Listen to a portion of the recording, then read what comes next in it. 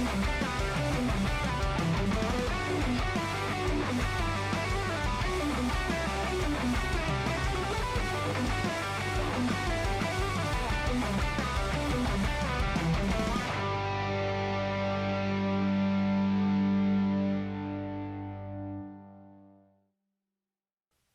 I'm Michael. This is Dayton Outdoors. Just coming at you today, talking about the 2022 whitetail season here in Michigan. Talking about expectations, and then stuff that we did during the off season, food plot management, and stuff like that. And just to kind of give our thoughts and what we expect to see from the season. My co-host here, Matt, my brother. I'm gonna interview him mostly, and then he'll switch, and then he'll talk to me about my expectations, which aren't very high right now, but hopefully that will change. So deer season's almost here, less than a month away. It's actually a youth hunt today, isn't it? It is. So I'm excited for that. Yeah. For my own different reasons, obviously. Yeah. Yeah. Dad and Matt are hoping to get some calls to go track and get some young people their first deer, or maybe their first buck, first doe, whatever it might be. We all hope that they make good shots so they're not needed, but if they do need help, Matt and Dad will be there and hopefully help out with that and get them on their first animal. Yeah, I don't know if we've mentioned it on the channel yet before, but my dad and I do deer tracking. We use dogs. We have Bavarian Mountain Hounds, and they track the scent of the deer after it's shot, and they, most of the time, as long as it's a lethal shot, we're able to find that deer. Majority of the time, we know pretty quickly. So if you ever have us out, we're pretty straight up with you. But it's a lot of fun. Enjoy it. It's another way of us getting out in the woods, especially for me. The property's small, so I don't want to over hunt it. But doing this allows me to get out in the woods and still see it and still be a part of hunting. And like Mike mentioned, youth hunt's my favorite, actually, because you get all these young kids getting into it. And if you can help them find their first deer or whatever, it's definitely rewarding. I'd rather do that sometimes than sit out myself. But I am not sure, but I think we plan on to have some of that footage here and there on the channel.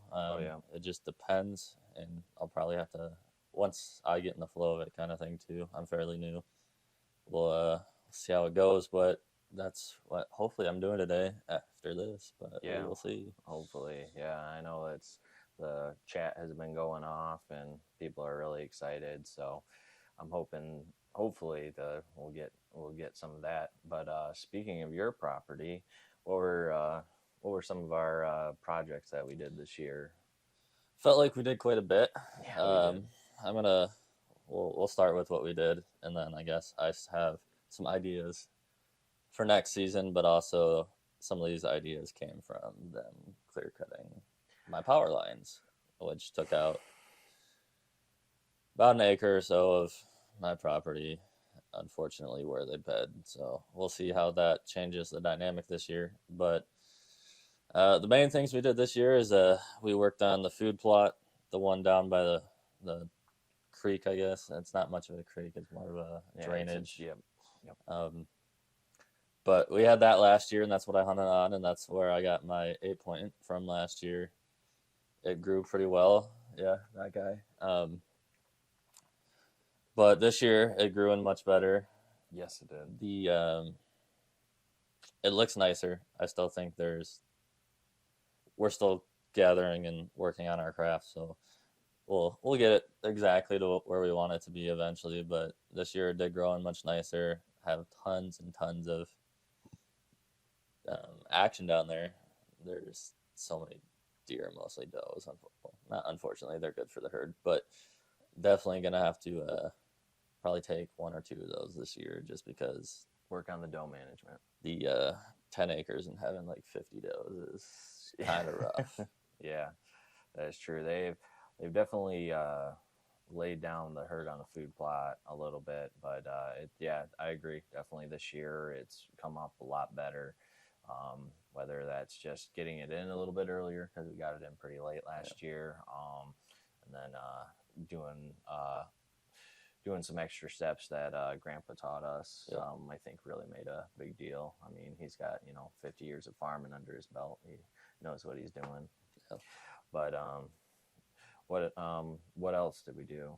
So last year we found out they liked the food plot and they ate. That they destroyed it before season. Essentially, I mean there was still some there, but it is what it is. So what we decided to do to help mitigate that a little bit was we put another plot up on the top of a ridge that I have more towards the house, but that's more of a second source for them to hopefully keep them not so much down in the creek, just another spot so we can try to keep that food plot healthy. I think it worked pretty well this year as far as they noticed it and they used it. We did have plenty of photos of them in there, and obviously the first food plot's much nicer than last year, and I think it's a mix of us growing it better and the deer not hitting it as hard because they had the other source. But also I have the ag fields and stuff around me too. It's just that's in their bedding area, so it's convenient. But we added that second plot, so. Yep, and that is one thing about Matthew's property is very much a bedding area, or an in between, moving between, essentially from food to bed. So that is one thing that's tricky about his property. He's got 10 acres, but about 6 of it is huntable, I would say, maybe 7. But that upper food plot, our thought process was to take a little bit off the pressure off that food plot down by the drainage there, and I think it's done its job. One thing I would say I was disappointed about with that food plot is our Egyptian wheat that we tried to plant up there. Never came in. We did plant it a little bit late, but I think it's a combination of not being farmland, not getting it in at the greatest time because it was pretty dry, right? Yeah, it was really dry for a while when we planted there. Yeah. So we got a little bit of rain, I think, within the day we planted it, but after that it was dry for like a couple weeks. I think. It was bad. So, but I mean, it's coming decent. I think next year definitely I think we'll see a huge difference next year, just like we saw at the plot down by the creek and the drainage there. So in terms of all this off-season work that we've done here, what are your expectations for the season?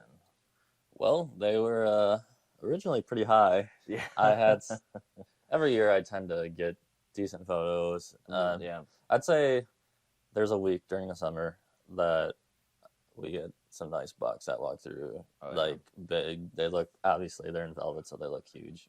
And then I see them for a couple days there on camera, and then they're gone.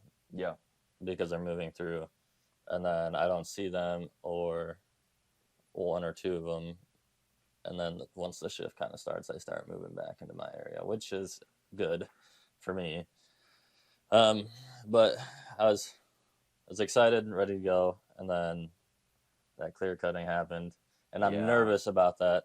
So essentially, I had power lines that run north and south through my property, and it's on the wooded end where the deer actually bed.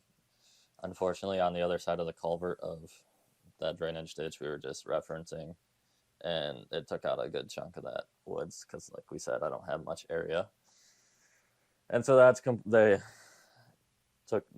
clear cut, they mulched everything. It's just dirt back there now. Yeah. And I don't know. It'll change things up, but we still got some on camera, and we're just gonna have to play weather and hunt it smart this year, and then next year get some switchgrass in there and turn it into a bedding area, and hopefully the power company is okay with that and leaves it alone because it's grass and not shrubage or trees or whatever it is. And that's definitely the game plan and the hope. We'll see though.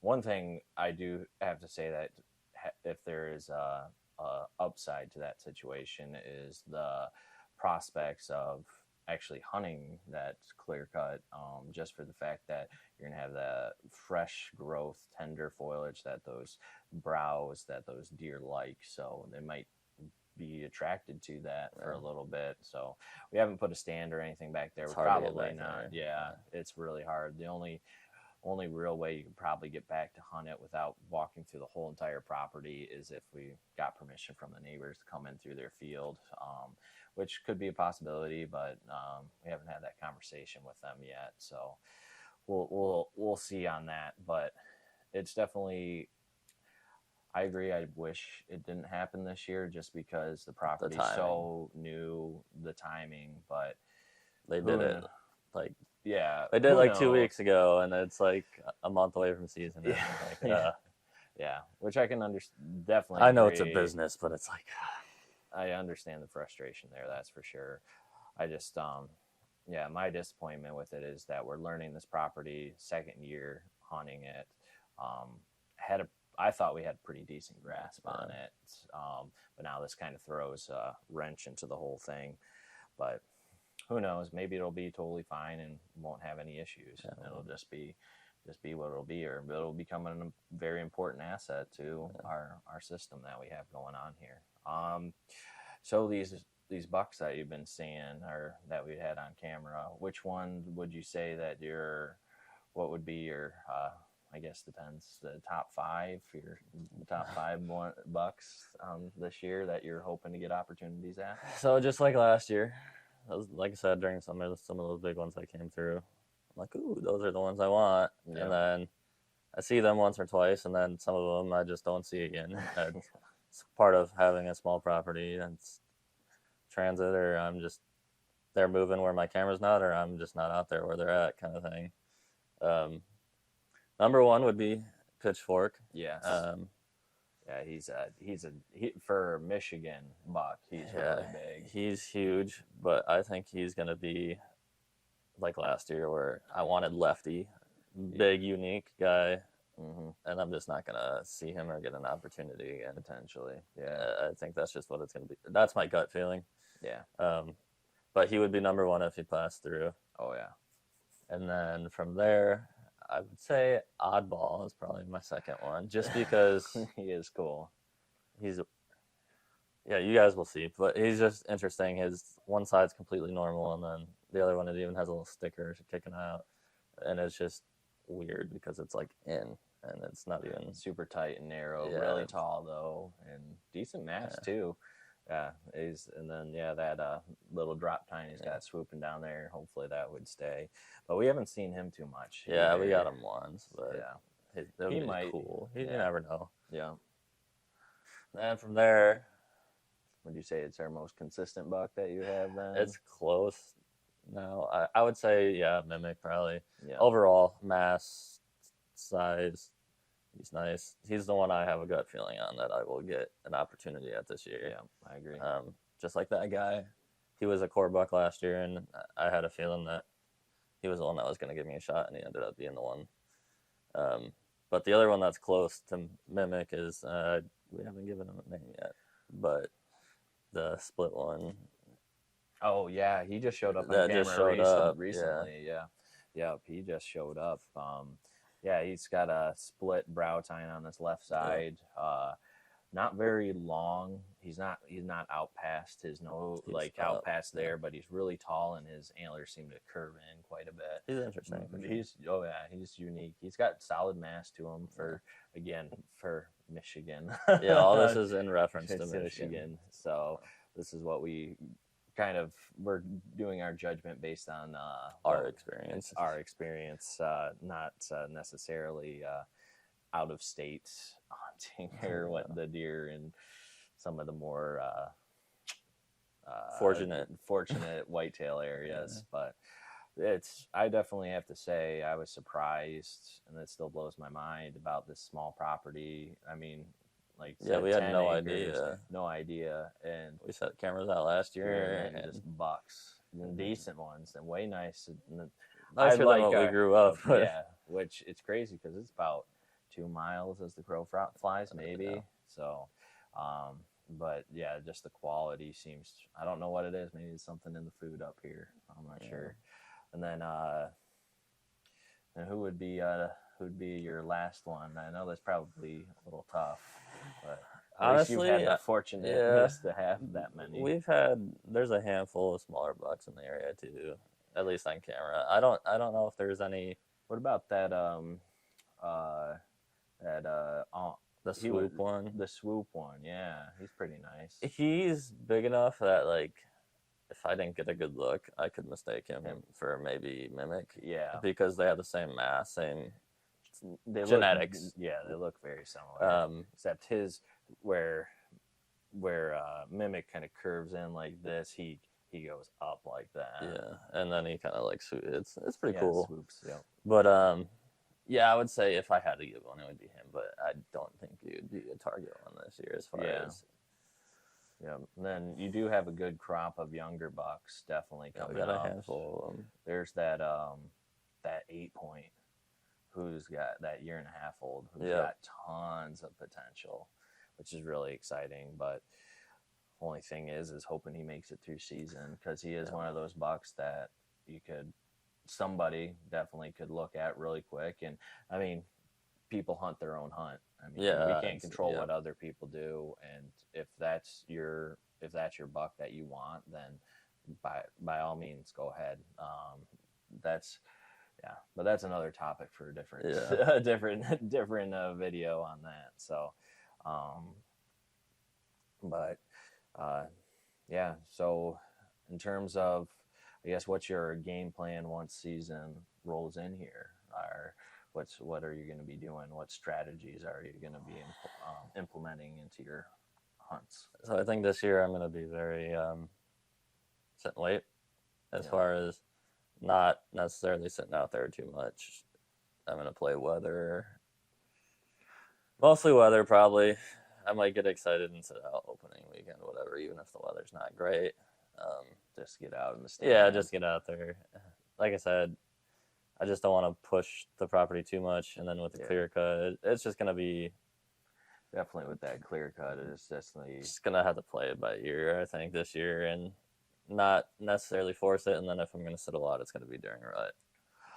Yeah, unless we are getting like him, consistent pitchers. I mean, he was sitting and waiting, basically. Sit and wait strategy, which is good. I mean, your father-in-law has had a lot of success doing that strategy. Yeah, just hunting smarter than that. Yeah, I love sitting out there, and that's the issue. Yeah, I wish I didn't impact their habitat as much as I do by just being out there. Yeah, because that's one thing I don't think, and I don't realize too, is just not necessarily the deer seeing you out there, but smelling like your scent, you walking in, disturbing the ground, because it's actually the ground disturbance that really triggers them to make them all weird, because it's just something that's fresh dirt emits a scent that we can't smell, but they can, and then they know something's weird. So, and that doesn't. You think about it too, that doesn't really impact like your normal herd as far as your does and your smaller bucks. They're like, yeah, whatever, I'm gonna leave for a little bit. But those big guys, they're gonna be gone. They catch you once. They catch you once, whether it's smelling you, seeing you, hearing you. It'll take them a while to come back. I didn't never realize that, but now thinking back to my past history and stuff like that, I just sometimes that buck caught me once and I'd never see him again for a couple weeks, and then I'd see him later on in the season, and then he'd just be doing his own thing. So hopefully that's not what is happening on my where I'm hunting right now. So, but yeah. So how would you rate on a scale to 1 to 10 on your I guess your excitement or your excitement for season, and then on if you're going to be successful or not this year? Obviously a 10. I'm excited to hunt. Love it, but just to be out there. But as far as success, I don't want to guaranteed because I don't know. For a while there, before they cut that crap, I even texted you guys like I got a picture of I think it was Mimic, Yeah. and I was like, I got it on the trail cam, and I literally texted him. And I was like, he's gonna be the one that gives me a shot Yeah. this year. Yeah. And I just have a gut feeling that I'm gonna get an opportunity at him, just like I had the same gut feeling with him. Normally, my gut's pretty right, surprisingly, but I don't know. I would say if I had to give it, I'm gonna say 7 expectations, and if I think I'll get it done, I'm gonna say it's either a 7 or 6. Okay. Why would you give me reasons that you feel a 7 but also feel a 6? So 7 is based off the history of the property, what I know is back there. I know I'm gonna get a chance at something, whether that be the buck I want or one of the bucks that I'd be okay with, or a doe. That has to happen this year, I think, either way. But I say 6 just because I think it's a wild card back there right now, because I don't know what is going to come of them cutting. And then we don't, like, yes, we have I know there's deer back there, obviously, but it could be a completely different season too. So, yeah. I mean, last year, when you think about it, yeah, we have all these nice bucks that I got on camera. The only one that I saw that was a shooter at all that came into range last year was him. Yeah, it came into range. You did see that one, though. Yeah, I saw the 2 nice ones, but they never crossed the creek. There was no way. Yeah. I only got a good look at one of them, and then I saw Lefty, because Lefty is a giant, and you can tell it was him. But yeah, he's the only one that crossed the culvert while I was out there and came into range. So if they just don't cross this year too, like that could be a reality too, and like I can see them running back there all season and just never get a shot. So, it's hunting. You never know. I would say, based on last year, you didn't caught once, right? That was it. Yeah, unfortunately, but that was obviously after you shot him and got him, and then and the only reason I kept going back there was because like 2 days after I shot him is when I saw those other 2 nice ones. Yep. And I thought I was gonna get 2. Yeah. And probably sat back there more than I should have. And then since it's a bedding area and it was at night, it was just nothing. Well, I mean, I probably could have did something or learned a few tricks, but I didn't see him out there. It was pitch black, and it was once I got down the stand that one just happened to be right there. And then it's a downside to being in a bedding area where your property's so thick that sometimes it's hard to know where see where they're at, and they can be right underneath you. For being what they are, they're really sneaky. Yeah, they can be. So, but it sounds like at least you're pretty optimistic about the season for the most part. Obviously, understandably, the change of habitat drastically a month before season does put a damper on it. Would you say if that didn't happen, you might be closer to an 8? Oh yeah, I'd be like, I'm getting one for sure. Yeah, and but like you said, it could work out in our favor. I just have to wait and see. Yeah, like I said, if they would have did it summer, whatever. Yeah, that's true. But I feel for your property anyways, you're about right where I'd expect. 7, I would be at a 7, and then I would be at a 9, I would say, if they didn't come back there and clear cut that like they did. But I definitely have really high hopes for your property. Just Mimic being so consistent. I mean, if you think about it, we got because he just turned hardhorn too. Yeah. So he was one of the first hardhorn bucks I think you have on camera. Him, and then that new one, yeah, but the he split, just came out of nowhere. the split brow buck. I'd be really excited for both of those, personally, but that's probably because I don't have anything going on. Yeah. So, so I guess now we'll talk about what I got going on the properties I have access to and able to hunt. And then Matt will get the interviewee hand, and I'll be he'll be the interviewer. I'll be the interviewee. There you go. Yeah, working on that. So I guess as far as the things, explain what What's new on your properties? What have we done? What have we've done better? What have we added?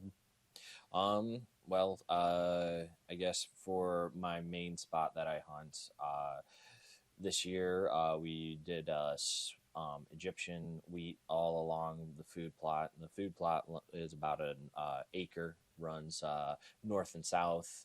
So along that, we put Egyptian wheat all along that. Right now, it's looking pretty good. Hopefully by season, it'll be up to around above 6 foot. That way I can move in and out of there. Some of it is 6 foot right now.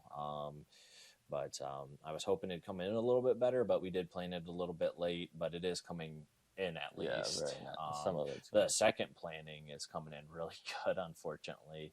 But that was about a month ago now. So that was just more to fill it in a little bit. So we did that, and then we broke it. We planted some east and west to cut the food plot in half to kind of give the deer some more security, make them feel not looking so far and feeling more comfortable. And then also helping me too at accessing where I hunt there, because a lot of my hunting on that property revolves around that location. That specific corner. Yeah. Well, the neighbors have essentially the sanctuary. It's old pasture, super thick. Fortunately, we don't have any way to hunt that or access it, which is okay. It's probably a blessing, because we'd probably be in there a little too much if we did. But then we we just redid the food plot. Next year, we're probably going to tear it all up, reseed it, and that's because of how well the food plot turned out behind my other property behind my house. But we'll get to that in a second. And then the other thing we added is elevated Rad-X hunting blind on the north side of that property, on the other side of the cottonwood tree, which we've had really, really high success throughout the years getting opportunity at deer from that particular tree. So that way too, I want to get the kids out there and get them involved, and that'll provide a way they can fidget or do what they want, because they're still pretty young, and get introduced a little bit more to the outdoors and hopefully enjoy it as much as I do. And then behind my house, we redid the food plot. That's pretty much all we did this year. Unfortunately, we only did it about a month ago. Yeah, it already looks 100 times better. It looks so good. It's got some brassicas, wheat, and then some beans, and then we planted the Egyptian wheat around the whole outside. I threw some in the center just to see what would happen, and it looks really, really good. Actually bums me out, because if we would have maybe got that in a month ago, it would look way better. So I might do that next. We're definitely doing that next year. If not planting the food plot, at least getting the Egyptian wheat in there, because that's going to be killer. I think if that can get up to 4 feet or 5 feet, I'll be super happy. And I think if they discover it, deer will move. Yeah. Well, I mean, we've had that food plot there because it's right on the edge of bedding, because it's a peninsula between properties, essentially the neighbor's field and then our field. There's a peninsula that's super thick, and there's a creek or drainage, I guess, actually. It's not much. It gets water, but it's only when we get a lot of rain that it holds deer there. There's multiple times I've walked into that area, and it's kind of funnels them down, and I've harvested some deer out of there. Had a couple opportunities at some decent deer, but most of mine actually have been on the opposite side of the field from there. But that's pretty much all we did back there. Still learning that area, because there's a lot of hardwood timber, not a lot of thick cover and bedding area like the other property is. But it still hopefully we'll get some opportunities. They always seem to. I've got it not on that food plot, but on the back side of the property, I did get a nice 9-point about. That's probably 4 years ago now. Actually, that's how long that's been. But it's looking good. Definitely definitely have changed up the strategies for what we're going to do next year with how successful the food plot behind my house is. It's looks so nice. Yeah, you guys will see. There's definitely a difference. That's one thing where I wish we could get the tractor down on the creek there. That's just not realistic at all, unless we want to have a tractor sunk. Yeah, definitely not. I don't have money to pull that out. Yeah, that would be a pain, especially with that hill there. But like, I think with yours, I think what we got with the little tiller on the back of the Ranger, that would work. That works perfect. I mean, if you look at it, how it turned out. It turned out really nice. I've had with it this year so far. Though that upper food plot would be nice to get. Yeah. I mean, we'll see. It's the first year too, and once the soil kind of, I expect more out of it next year. But other than that, so we got the food plots, and that's about it. As far as change, doesn't seem like much, but we definitely spent a lot of time on it. We did have footage. Fortunately, we lost that footage though. Yeah, that's my fault. I didn't save it. But we're gonna go back through. We got some last minute things. Unfortunately, we waited this late, but we decided to add another stand to my tree, so you can video if we get a chance, and then we'll add some footage of what we've done and how it's looking now, and go from there. But yeah, if you had to, your excitement and expectations, I know you probably don't have much. But either way, you never know. It's hunting. You can be out there at the right time. Yeah. I would say expectations probably my excitement's a 10 because it's the season, getting excited. I most likely will go out opening weekend just to get out into the woods and then maybe work on some doe management because I do want to harvest some does this year. And then expectations for actual bucks, probably a 4. Pretty low. Maybe it'll change within the next couple weeks here before season starts, but don't have 1 or 2 bucks. And they're not consistent at all. I got them once on camera. All that I've been getting is does and 1.5 year old spikes and 4 points. So that's my biggest, if I had to say, my biggest not downside, but disappointment is the lack of mature bucks in the area. But it's kind of how the story's been for that area, to be honest. They don't really show up until season really gets going and they're cruising through. The property just doesn't hold them for whatever reason. Yeah, well, it's that pasture next door. Yeah. Like, why? So, yeah, and that's probably what it is. And then the neighbors further on the opposite side of the section have really good property management, so they hold a lot of the deer there. But yeah, in terms of that, I'll probably do most of my stuff that I'm excited for is to do filming for you, and hopefully get an opportunity, whether it's Pitchfork shows up, Mimic, or the split brow tine, or oddball. I'm excited for yours the most, to be honest. Yeah. If I had my expectation for that, I would definitely put it up to 7 for you. Being 7 for me, being over here filming you and stuff. Hopefully we get one of those on camera for sure, especially if I can put a shot on one of them like I did him. Oh yeah, 80 yards. Yeah, we need to work on your. Well, you were a lot better this year at judging the shots. Because double heart long shots. I'm not too sure on how it was. So. Yeah, that's been my MO. I put a shot, but I'm not sure how. I really find it 50 yards later. Stupid. Yeah. So, but that's kind of our wrap up of off season, and then our expectations for the preseason. Let us know down in the comments below how your expectations, your excitement for the season are. If you got any big plans, big changes that you're going to be doing, and yeah, just let us know. If you like the video, hit the thumbs up, and then we'll see you next time on Dayton Outdoors.